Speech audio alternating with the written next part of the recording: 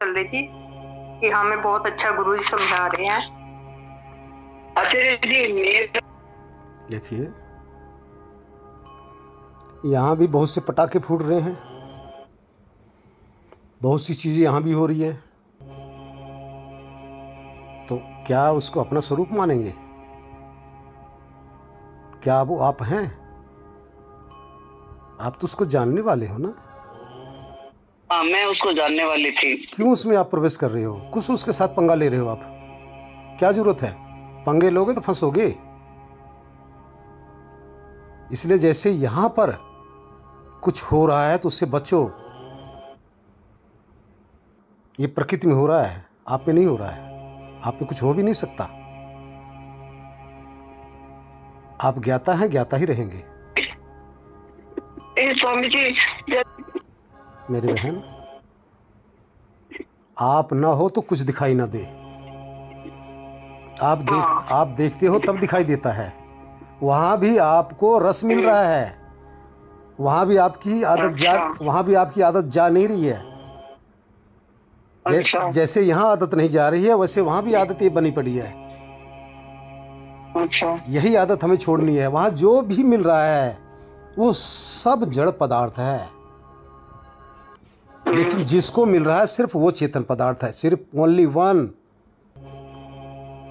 उसको समझना है।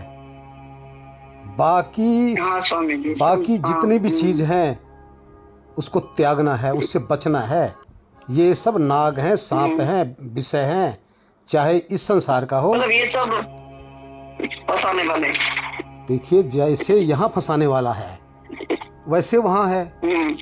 यहाँ आपकी भौतिक तत्व है, पांचों तत्वों से बना हुआ है, और वहाँ पांच तत्व ना होकर पांच तत्वों का सिर्फ तन्मात्र है, सिर्फ गुण है।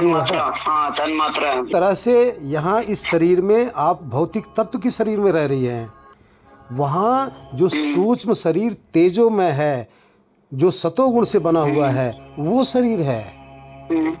वही चीज, सेम चीज है। जैसे यहाँ बचना है वैसे वहाँ भी बचना है। जैसे यहाँ फंसे हैं वैसे वहाँ फंसना नहीं है। तो जब यहाँ हम बंधन से मुक्त होना चाह रहे हैं तो वहाँ क्यों फंसे? बात एक ही है। चाहे स्थूल में फंसो चाहे सूक्ष्म में फंसो, फर्क इतना है। चाहे आप देखिए, चाहे आप शरीर से कोई कुकर्म करके आपको दुख भोगना पड़ेगा, कष्ट भोगना पड़ेगा, चाहे मन से कोई कुकर्म कर लो तब भी भोगना ही पड़ेगा। लेकिन मन से किए हुए को मन से और शरीर से किए हुए को शरीर से, कोई भी पाप हम करेंगे तो भोगना ही पड़ेगा। उसी तरह से वहाँ भी तो वही हो रहा है। वहाँ क्यों नहीं समझ रहे हम? वहाँ भी तो हमारे सामने दृश्य है, हम दृष्टा हैं। हमारे में क्या फ़र्क है? यहाँ देखते हुए हमारे में क्या फ़र्क है, और वहाँ देखते हुए हमारे में क्या फ़र्क है? आप देखिए, गौर करो, सब भाइयों बहनों को कह रहा हूँ, आप एक साइड में बैठ जाओ और दूर देखने लग जाओ, नज़दीक नहीं। और वही चीज़ देखो जिसमें आपकी आसक्ति ना हो, उसमें देखने लग जाओ। तो एक टक थोड़ी देर तक देखो तो आपका शरीर का ज्ञान उसी समय आपका समाप्त हो जाएगा। जब एक टक देखते रहोगे शरीर का पूरा भाव खत्म। और ये जो आपकी चेतना है, ये होश आपको, आपके अंदर ही आपको ही अनुभव होने लग जाएगा। ये होश स्वरूप, निराकार स्वरूप, ये मेरा स्वरूप है। तो इसी तरह से आप वहाँ भी तो देख रहे हो। वहाँ आपको बस इतना फर्क है, इस शरीर से यहाँ देख रहे हो, इस शरीर का आपको ज्ञान हो रहा है। वहाँ ये शरीर नहीं रहती, आपको अपने चेतना का ज्ञान होता रहता है। वहाँ आप इस शरीर से विदेह हैं, वहाँ सूक्ष्म शरीर में लस हैं। यहाँ आप संसार में देख रहे हैं इस स्थूल शरीर से, वहाँ सूक्ष्म संसार को देख रहे हो अपने सूक्ष्म शरीर से। दोनों में तो वही बात है। इसलिए जैसे यहाँ बचना है वैसे वहाँ बचना है। यहाँ से ज़्यादा वहाँ लीला है, यहाँ से ज़्यादा वहाँ माया है। इसलिए वहाँ ज़्यादा बचना है। जितना यहाँ आप अपने आप को जल्दी संभाल लेंगे, वैसे वहाँ भी आपको संभालने में कठिनता होगी। क्योंकि वहाँ अगर विवेक गया, स्वामी जी, वहाँ पे भी जब तक दृष्टा बने रहेंगे, दृष्टा का अर्थ सिर्फ इतना होता है कि अपना भाव बना रहे और दृश्य का भी भाव बना रहे। और भोक्ता का भोक्ता का भोग का अर्थ होता है कि सिर्फ भोगने का भाव बना रहे, अपना भाव समाप्त हो जाए। साक्षी का अर्थ होता है कि जो हो रहा है उसको देखते रहो, उससे हमें कोई लेना देना नहीं, लेकिन मैं हूँ। स्वरूप स्थिति का अर्थ होता है कि कुछ भी हो रहा है हमें दिखाई ही न दे, हम सिर्फ अपने में मस्त रहें। तो ये पागलपन हमें लाना है, ध्यान रखना। कौन सा पागलपन? दुनिया में सब कुछ हो रहा है, हमें कोई लेना देना नहीं, अपने आँख बंद करके बैठ जाओ। इस तरह से वहाँ ध्यान में बैठना है। मुझे क्या ज़रूरत है वहाँ पचड़े में पड़ने की? वहाँ ज़्यादा फंसते हैं लोग और फिर सोचते हैं कि भाई हमारा आत्मज्ञान हो गया। नहीं, फंस गए, बचना है। उसके बाद में देखिए, कल भी ध्यान करा रहा था, वहाँ पे आपके पास 3 मार्ग है। वहाँ जब जाते हैं तो आपके पास 3, वहाँ त्रिवेणी है, 3 स्थान पे 3 तरफ मार्ग खुलता है। एक मार्ग वो है कि आपके सामने ये दृश्य प्रकट है, मन रूपी, इसके अंदर सब कुछ दिखाई दे रहा है। एक रास्ता तो ये है। अभी आप क्या कर रहे हैं? अभी इसी रास्ते पे भटके हुए बाहर की तरफ, जो मन को हम देख रहे हैं उसमें सारा चीज़ें चल रहा है। कभी आप अपने आप को विशाल आकाश स्वरूप समझते हो, कभी विशाल ब्रह्मांड अपने आप को समझते हो, कभी कुछ समझते हो। ये भी वहीं का भ्रम है।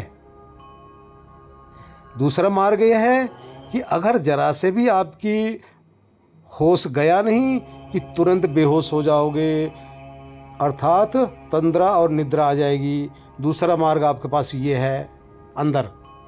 तीसरा मार्ग ये है कि अपने होश को अच्छी प्रकार से अगर बना लोगे तो आपकी समाधि लग जाएगी। ये तीसरा मार्ग है, तब आप तुरिया में चले जाएंगे।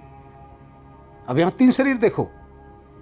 एक तरफ सूक्ष्म शरीर में सूक्ष्म मन के समस्त विचारों को आप देख रहे हैं। दूसरा कारण शरीर आपको अपने आगोश में लेके सुलाने के लिए तैयार है। तीसरा मार्ग परमात्मा जो तुरीय अवस्था में मिलने वाले हैं, वो आनंद आपकी तरफ आकर्षित करेगा। अब कहाँ इस दुविधा में आप फंसती हैं या बचती हैं? अपने आप को वहीं जाके बचा लो। जो बहुत ही सावधानी से यहाँ अपने आप को बचा सकता तो बचा सकता, नहीं वहाँ भी फंसा।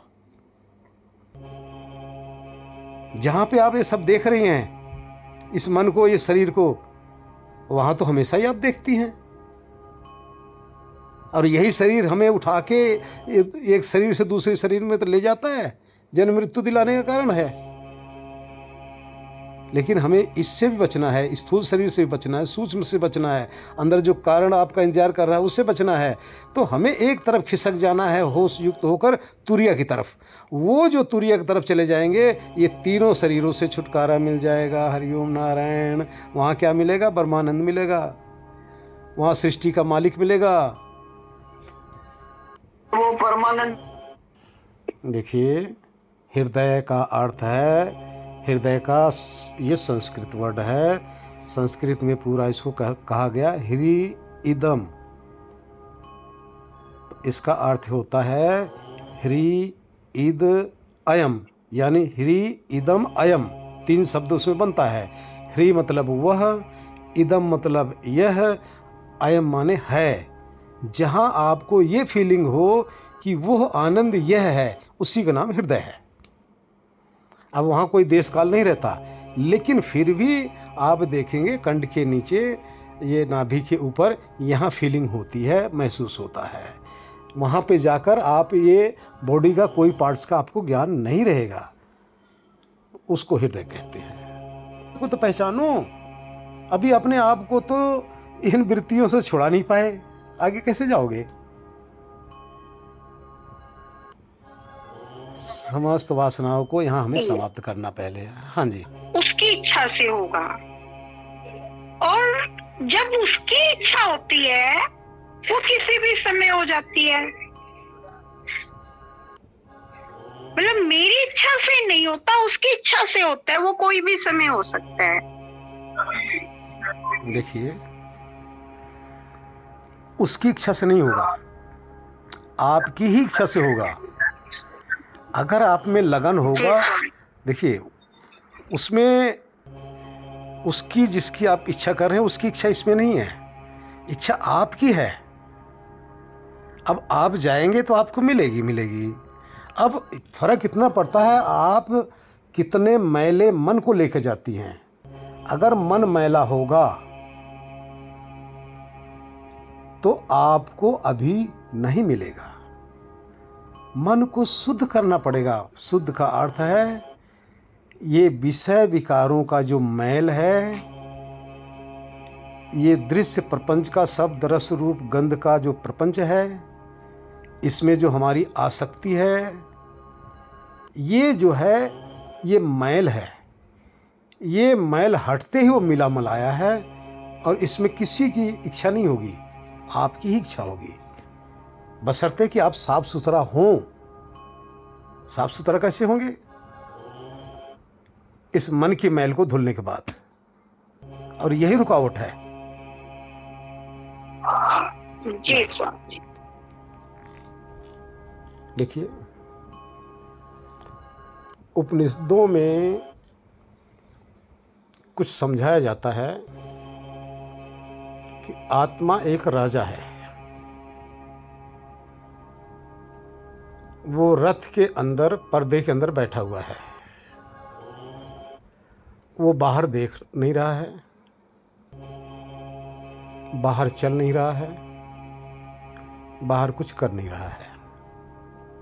वो पर्दे में, पहले आप देखते ना वो घोड़े चलते थे, तांगे चलते थे, जो पर्दे में वो दुल्हन वगैरह उसी में आती थी, मुझे याद है। तो उसी तरह से आत्मा अंदर पर्दे के अंदर है। लेकिन उस रथ का जो चलाने वाला है उसमें 5 घोड़े लगे हुए हैं और उस घोड़े की जो लगाम है वो मन के पास है और मन उन घोड़ों को किधर चलाएगा? ये ज्ञान बुद्धि के पास है और बुद्धि किसके द्वारा प्रेरित होगी? ये अहंकार के पास है। यानी सबसे उस राजा के सानिध्य में अहंकार बैठा हुआ है। अहंकार बुद्धि को प्रेरित करता है, बुद्धि फिर मन को और मन फिर घोड़ों को।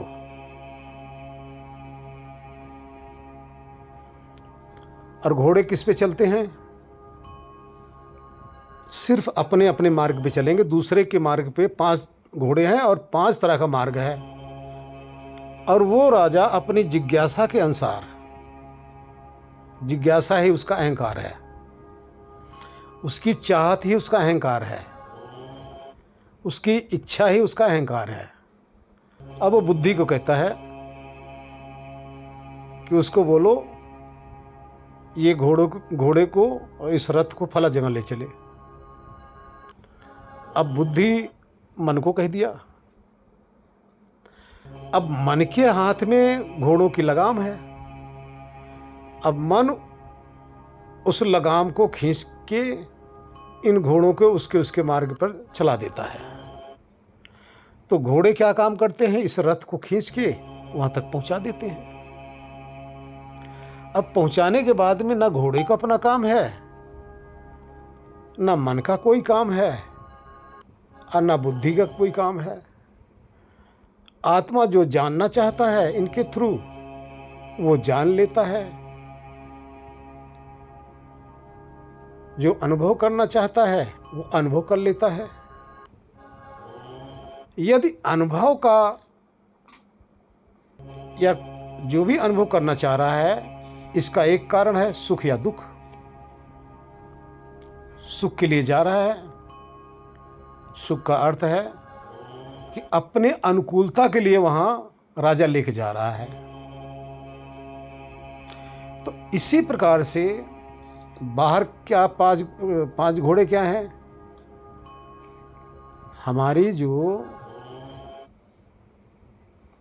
पांचों प्रकार की ज्ञान इंद्रियां हैं ना, आंख रूपी घोड़ा रूप की तरफ भागता है, कान रूपी घोड़ा शब्द की तरफ भागता है, नासिका रूपी घोड़ा गंध की तरफ भागता है, रसना रूपी घोड़ा रस की तरफ भागता है, त्वचा रूपी घोड़ा स्पर्श की तरफ भागता है। अब इनको भगाने वाला कौन है? इसकी लगाम किसके पास है? मन के पास है। और चाहत किसकी है? चेतन की है। ज्ञान कौन कर रहा है? शब्द रस रूप गंध स्पर्श का आत्मा कर रहा है। तो अब मन को ही अकेले अगर आप कहो तब गलत है, इंद्रियां को ही अगर आप कहो तब भी गलत है।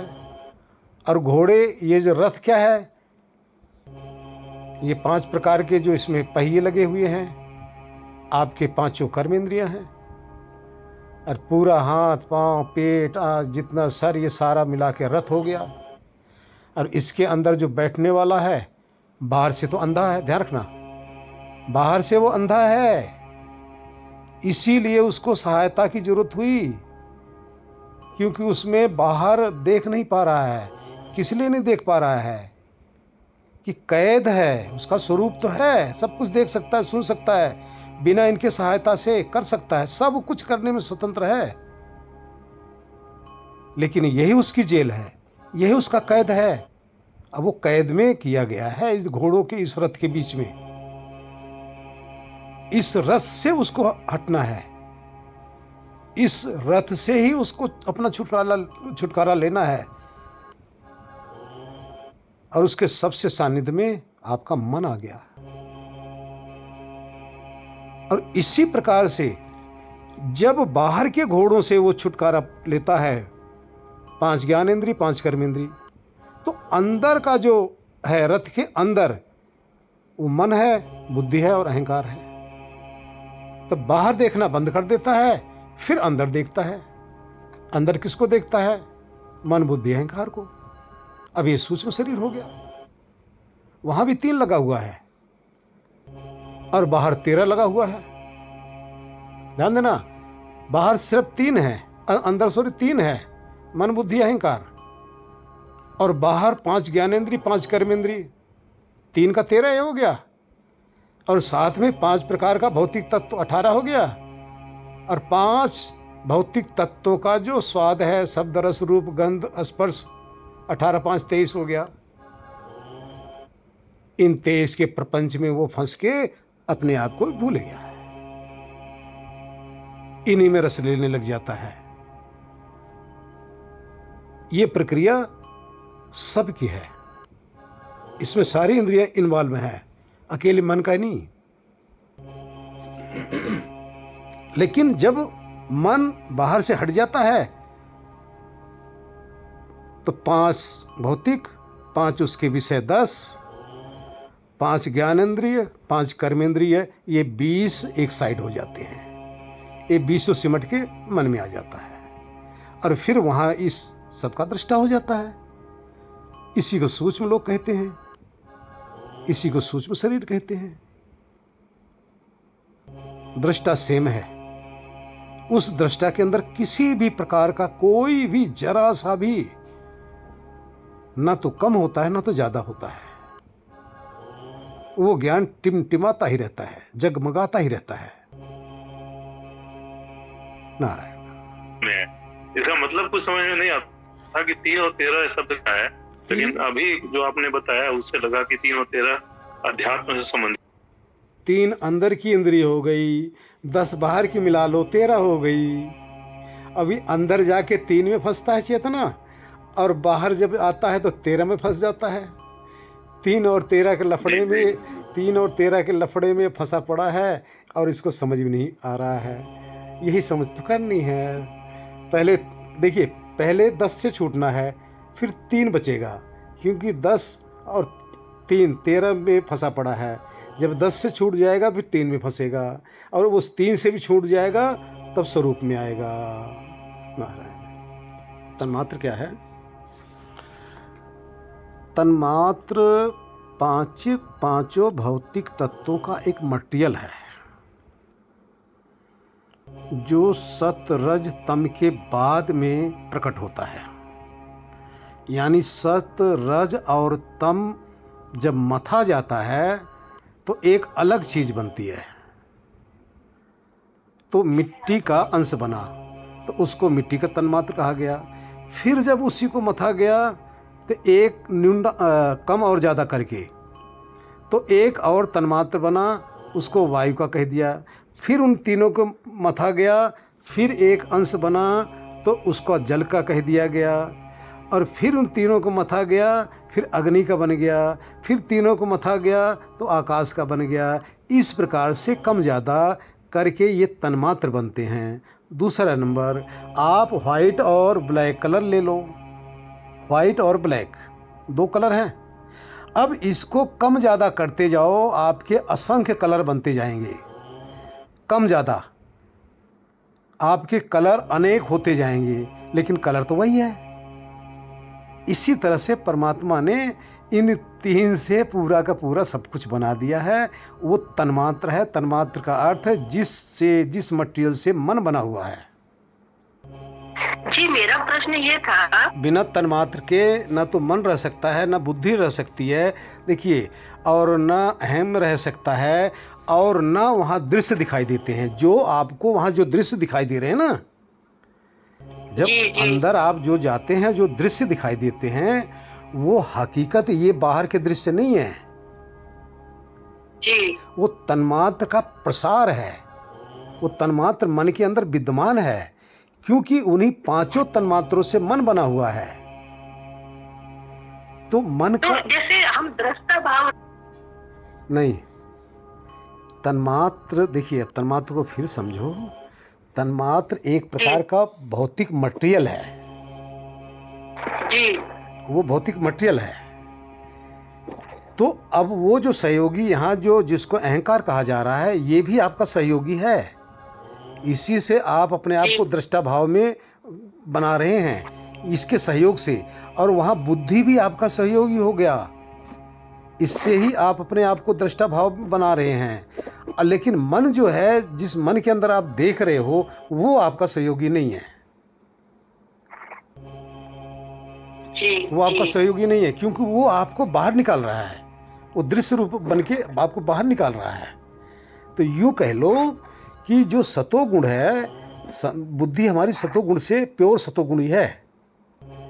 वो जो सतोगुणी है वो सिर्फ सत को हमें दिखाती है। और इसी तरह से हमारी जो 5 ज्ञान इंद्रियां हैं, ये पूर्ण सतोगुणी है। ये सिर्फ वही दिखाएंगे जैसा है। लेकिन जो कर्म इंद्रियां हैं, ये रजोगुणी है। ये आपको वैसा नहीं दिखाएंगे जैसा है। और आपकी शरीर जो है, ये तमोगुणी है। ये भी वैसा नहीं दिखाएगी जैसा है।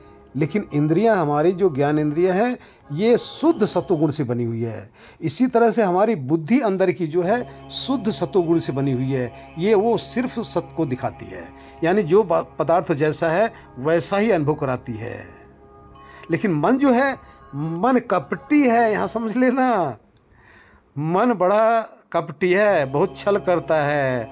क्योंकि मन के अंदर रजोगुण भी है, तमोगुण भी है और सतोगुण भी है। तो इनकी मात्रा, जब देखिए सतगुण का काम है, वो आपको यथार्थ की तरफ लगाता है। जो यथार्थ है वो आपको दिखाने का सामर्थ्य रखता है। जब मन के अंदर सतोगुणी मन हमारा होता है, तब क्या होता है उस समय, देखिए सब कोई इस चीज़ को पहले एहसास कर लेना, सब कोई अपने अंदर घटाना, ये आगे आप लोगों के काम आएगा। जब आपकी इच्छा हो कि हमें सत्संग सुनना है, अच्छे विचार आए हैं, तब समझ लो कि आपके मन के अंदर अब सतोगुण प्रबल हो रहा है, अब इसका उपयोग कर लो। जब भी आपके अंदर आए कि अब हमें ध्यान करना है, तब आप समझ लो कि मन के अंदर अब हमारा सत्वगुण प्रधान हो रहा है। जब भी आपके अंदर किसी संत महात्मा पुरुष की वाणी सुनने का, या आप टीवी के अंदर भी कोई सत्संग सुनने का, या कोई भी अध्यात्म की तरफ अगर आपका लगाव होता है, तो उस समय समझो कि हमारे मन के अंदर अब सत्वगुण प्रधान हो रहा है। ये हमारा सहायक है, ये हमें गलत रास्ते पर नहीं जाने देगा। अगर आपके अंदर अगर आपके अंदर जब रजोगुणी है मन के अंदर, तब समझ लो कि आपका ये जो सत्संग है ये अच्छा नहीं लगेगा। उस समय आपके पास क्या होगा, अरे चलो यार ये काम बचा हुआ है, अरे ये काम बचा हुआ है, चलो पति को पहले भोजन दे दें, बच्चे आ रहे हैं, ये काम करना, मेरा सारा समय इसमें बर्बाद हो रहा है। उस समय आप समझ लो कि अब आपका ये जो मन है रजोगुणी है, ये आपको यहाँ से भगाना चाह रहा है। ये रजोगुण का काम है, हमें इधर उधर भटकाते रहना, हमें कुत्तों की तरह भटकाता है ये मन रजोगुण। तो रजोगुण से ही हमें कोई भी आकर्षण आप बाहर का देखेंगे, किसी की कोई भी चीज़ अगर आपको सुंदर दिख रही है, तो इसका मतलब आपको समझ लेना चाहिए कि इस समय हमारा मन जो है रजोगुणी है, अब हमें लुभाना चाह रहा है। ठीक है, अब आगे देखिए, अब मैं तीनों गुणों की पहचान बता रहा हूँ। जिस समय आप बैठे हो, सत्संग सुन रहे हो, और आपको ऊँघने लग रही हो, निद्रा आ रही है, तब समझ लो कि अब हमारा मन तमोगुणी हो रहा है, अब आपको अंदर अंधकार में ले जाना चाह रहा है। तो इन तीनों गुणों से संपन्न हमारा मन रहता है। और भी सुनो, जैसा आपका मन आपको सामने दिखेगा, वैसा ही अपने आप को आप अनुभव करोगे, वैसा ही आप बन जाओगे। हकीकत नहीं बनते हो, लेकिन वैसा ही आपके अंदर एक प्रेरणा होगी, वैसा ही आप इसके पीछे भाग दौड़ शुरू कर देंगे। तो इसलिए तीनों गुणों का प्रभाव हमारे मन पे रहता है, और मन तीनों गुणों से युक्त है। अब हमें करना क्या है, ध्यान रखना। अब इस समय जितने भी भाई बहन, अपना म्यूट कर लो, थोड़ा सा आवाज़ आ रही है ना। हाँ, अब जिस समय अभी आप सत्संग सुन रहे हैं, अच्छे विचार चल रहे हैं, यथार्थ ज्ञान चल रहा है, इस समय आपके मन के अंदर ये दोनों कुत्ते पीछे से झांक रहे हैं।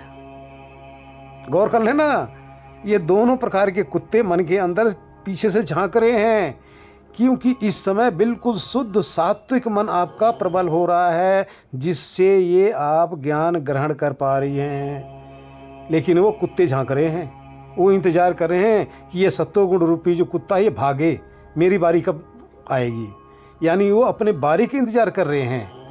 और जैसे ही यहाँ से अभी सत्संग बंद हुआ नहीं, ध्यान रखना, जैसे बंद हुआ नहीं, उन दोनों में एक कुत्ता पहले झपटा मारेगा, या तो आपको कहेगा सो जाओ, वो तमोगुणी रूपी कुत्ता होगा, या तो आपको कहेगा चलो यहाँ चलो, ये काम बाकी है, ऐसे करना वैसा करना है। ये रजोगुणी वाली कुत्ता है ये, लेकिन सतोगुण वाला ये कुत्ता नहीं, ध्यान रखना। सतोगुण वाला ये आपका अति, आपका हितकर है, आपका भला चाहता है, ये आपके भले के लिए करता है, लेकिन वो आपका बुरा ही चाहते हैं। तो कोशिश ये करो कि ये जो हमारा सत्वगुण है ये हमेशा प्रकट रहे, और बाकी वो आने ही ना पाए। अब वो आएंगे नहीं तो ये जाएगा नहीं, ये जाएगा नहीं तो आपको ज्ञान मार्ग पर टिका कर ही रखेगा। जब आप ज्ञान मार्ग पर टिके रहेंगे तो देखो मस्ती ही मस्ती रहेगी। और ये मस्ती जाने का मुख्य कारण वही है, वो दोनों जो झांक रहे हैं ना, वो आपको अपने आगोश में लेना चाहते हैं। नारायण हरिओम। इसका भी कारण रजोगुण है। अब मेरा एक प्रश्न है, 2-3 साल का बालक है और एक पिता है, ठीक है। अब पिता की उंगली पकड़े वो बालक जा रहा है, छोटा बालक 2-3 साल का ही है, अब आप बताइए, पिता शक्तिशाली है, ज्ञानवान है, समझदार है, या वो 2 साल का बच्चा, 3 साल का? वो तो पिता स्वाभाविक अब देखिए मेरे प्रभु, आत्मा इनका पिता है और ये मन जो है एक छोटे बालक की तरह है। फर्क इतना है कि एक पिता की उंगली पकड़ के छोटा बालक जा रहा है, वो जिद कर रहा है कि ये भी लूँगा, वो भी लूँगा, इधर ही चलो, उधर चलो। तो पिता क्या कर रहा है? मोह बस। कभी आप लोगों ने देखा होगा, मोह बस, अज्ञानता बस, छोटा बच्चा होता है तो हम लोग घोड़े भी बनते हैं। वही बालक हमारा कान भी पकड़ता है, हमारे ऊपर टट्टी पेशाब भी करता है। क्यों? हमारी मोह के कारण से। इसी तरह से ये जो मन है हमारा साथी है, हमारा नौकर है, हम उसके मालिक हैं, हम राजा हैं, वो हमारा सिर्फ यंत्र है, वो जड़ पदार्थ है और हम चेतन हैं। लेकिन अज्ञानता बस, मोह बस, हम उसके अधीन हो गए। जैसे छोटे बच्चे के अधीन हो जाते हैं, बच्चा कहता है यहाँ ले चलो, वहाँ ले चलो, तो बच्चा जो भी कहता है हम उसकी बात को मानने के लिए बाध्य हो जाते हैं। तो यही अज्ञानता हमारे अंदर समाई पड़ी है, यही मोह हमारे अंदर समाया पड़ा है और इसी को हमें उलट करना है। उलट कैसे करेंगे? सतोगुण के द्वारा।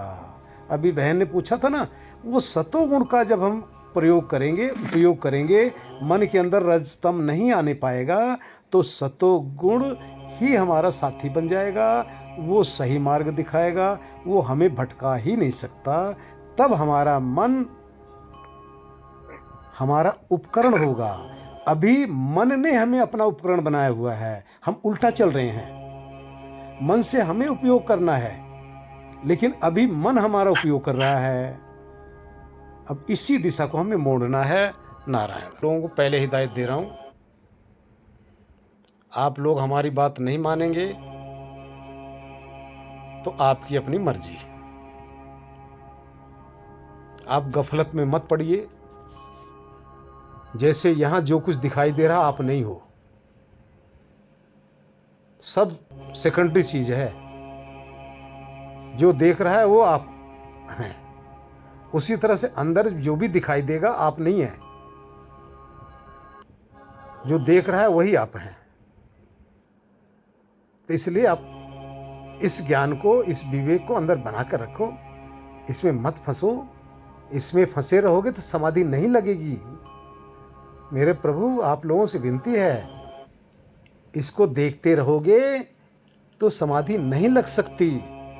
इसको देखना बंद कर दो, तुरंत समाधि लग जाएगी। इतना ही फर्क है। ये जो गलती यहां हो रही है वही वहां हो रही है। इतना तो आपने समझ लिया कि हम दूसरे शरीर में हम रहते हैं, यानी इस शरीर के मरने के बाद में हम वहां रहते हैं। ये तो समझ में आ गई, लेकिन आगे और समझ करना है कि बंधन आपका दृश्य है, सेम वही चीज वहां भी है, उससे बचो। आप दृष्टा पहले रहो और बाद में आंख बंद कर लो, दृश्य गायब हो जाए, अपने स्थिति के भाव में शांत होकर बैठ जाओ। चलो शुरू करो। हरिओम।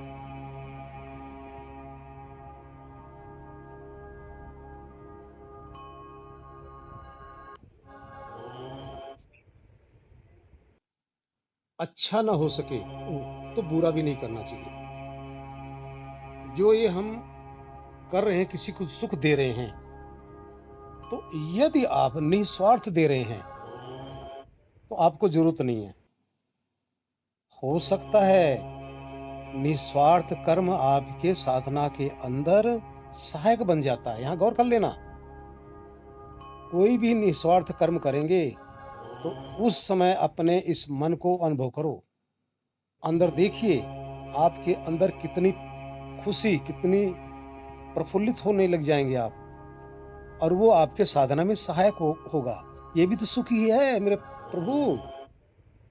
तो ऐसे आप कर्म करो जिससे कि आपकी साधना के अंदर सहायक हो। इसमें भोगना नहीं है, ये भी आपका अंदर सहयोगी हो रहा है। नारायण। कारण, सूक्ष्म, स्थूल और तुरीय, इस चारों अवस्थाओं में आपको इसी रूप में ठहरना है। परमानेंट आप ठहर जाएंगे जहां मैं का भी बोध ना हो, मैं भी न कहना पड़े, जहां सिर्फ होश ही होश अपना रह जाए। इस होश का नाम ही पूर्ण जागृति का नाम है, जहां द्वैत हो ही ना, मन हो ना, बुद्धि ना हो, और वहां शुद्ध ज्ञान अपना केवल हो रहा हो। यही आपकी उपलब्धि है, यही जीवन का रहस्य है। लेकिन ये आप मैं हूं के बोध से ही शुरू करेंगे, ध्यान रखना। अभी क्या कर रहे हैं? अभी तय है का बोध चल रहा है, यानी दूसरे का बोध चल रहा है। अब दूसरे से हटकर अपने बोध में लगना है, और यही बोध हमारे आगे धीरे धीरे धीरे धीरे उन्नति करता चला जाएगा। आगे फिर कैवल्य स्वरूप में ठहर जाएंगे, कैवल्य स्वरूप के बाद में परमात्मा में ठहर जाएंगे। नारायण। यहीं से स्टार्टिंग है जी। एक बार आपको जो बोध हो गया है, आपको बोध नहीं करना, आपको प्रतिबोध करना। बोध में परिवर्तन होता रहेगा। प्रतिबोध आपका अपना अकेला का स्वयं के परिश्रम से अनुभव किया हुआ ज्ञान है। वो जो अनुभव किया हुआ ज्ञान है, ये आपका पूर्ण साक्षात्कार होगा। ये पूर्ण साक्षात्कार कई बार आपको करना पड़ेगा, बार बार करना पड़ेगा। इसलिए रोज समाधि लगानी है, कई बार लगानी है। तो वहां का आपको संस्कार पैदा करना है। संस्कार का अर्थ है कि जितना अधिक डूबेंगे वहां, उतना अधिक आपका ज्ञान बढ़ता चला जाएगा। जितना ज्ञान बढ़ेगा, उतना ही आपका मन का, संसार का मैल हटता चला जाएगा। लेकिन जो आपको झलक मिल जाएगी, वो झलक ही आपको वहां बार बार उस जगह ठहराने के लिए, स्थित करने के लिए, वो आपके लिए अग्रसर करने के लिए ये आपका साधन बन जाएगा। वहां जो अच्छा लगेगा, जो प्रिय लगेगा, आप यही चाहेंगे कि बस जब तक मौत ना आए हमारी यही स्थिति बनी रहे। वहां से हटना आपको प्रिय ही नहीं लगेगा। तो एक बार करने से आपको सिर्फ झलक मिलेगी, लेकिन जब आप संसार में आ जाएंगे, तो अभी बताया ना कि अंदर तो 3 कुत्ते हैं, ये आपको भटका रहे हैं। 3 बंदर भटका रहे हैं, उसके साथ आपके 10 बंदर और लग गए, ये 13 बंदर मिल गए। 13 के बाद में आपका 11 और लग गए। 5 भौतिक तत्व और 5 उसके सूक्ष्म विषय, एक प्रकृति। अब देखो, इतने बंदर आपके साथ लग जाएंगे तो क्या पता आपको भटकने का चांस हो सकता है। इसलिए आप इससे ना भटको। तो रोज वहां अनुभव करेंगे तो आपका अनुभव बढ़ता जाएगा। यदि आप 2-4 दिन बीच में गायब कर दिए, आप नहीं करेंगे, तो ये जो अनुभव है आपका घटता चला जाएगा। तो इसलिए रोज करना है, घटाना नहीं, उसको बढ़ाना है। नारायण जी। आपको अध्यात्म में चलने के लिए परिश्रम करना पड़ेगा, क्योंकि अभी जहां भी आप चल रहे थे, आप अपने से दूर हटते चले जा रहे थे। दूर से दूर, दूर से दूर विषय विकारों में आप एक थे। आपके साथ अहंकार लगा, 2 हो गए। आपके साथ बुद्धि लगी, 3 हो गए। आपके साथ मन लगा, 4 हो गए। आपके साथ 5 ज्ञानेंद्रिय लग गए, 9 हो गए। आपके साथ 5 कर्मेंद्रिय लग गए, 14 हो गए। आपके पास 5 भौतिक तत्व, 19 हो गए। आपके 5 उसके शब्द रस रूप गंध स्पर्श हो गए, 24 हो गए।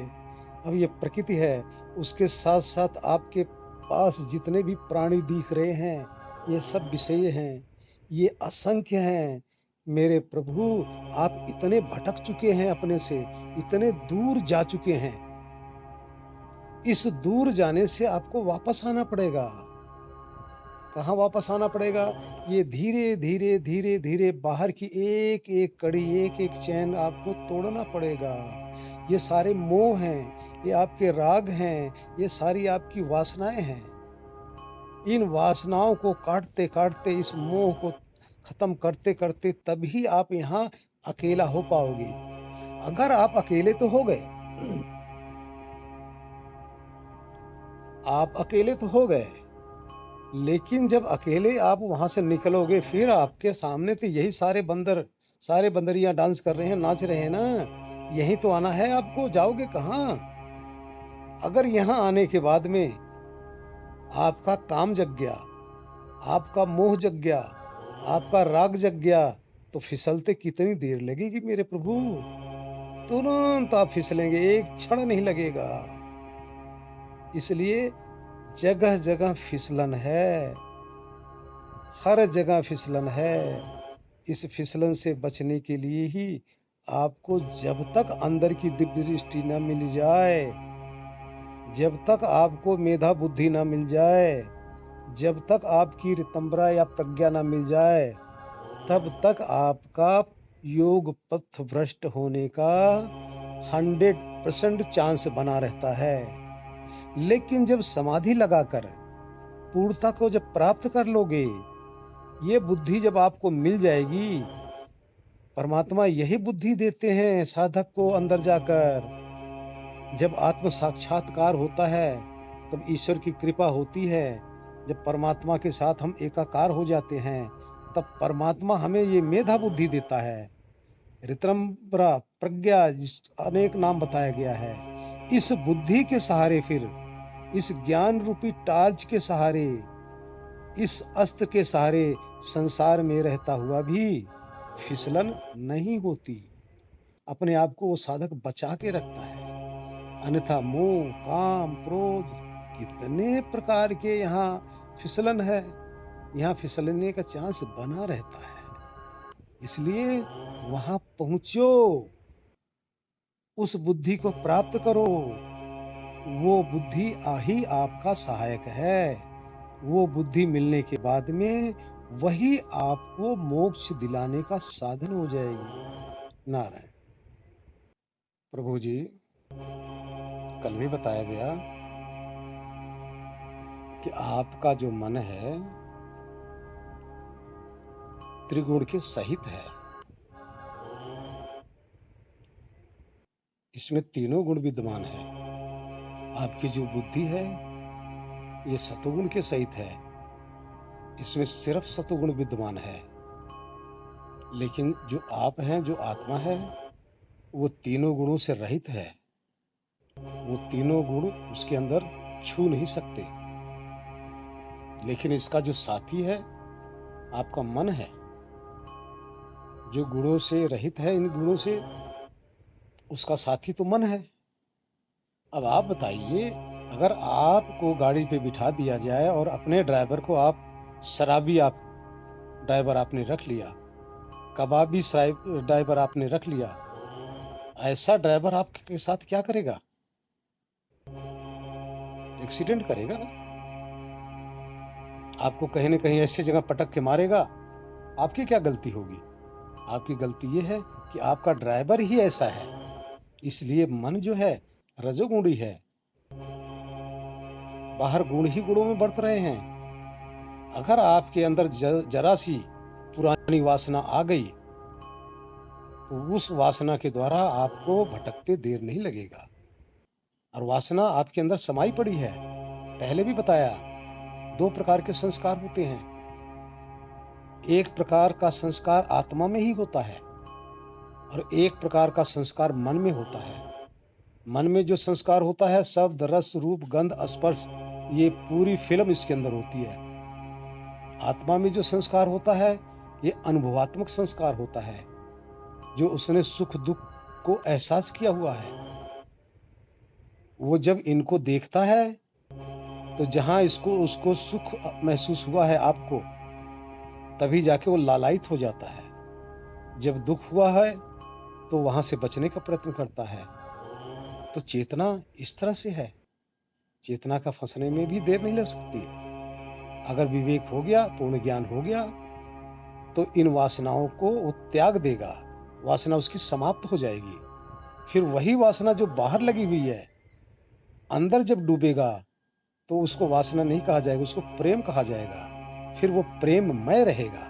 और जब तक प्रेममय नहीं होता, तब तक संभाल के रखो, होशियार रहो। नारायण।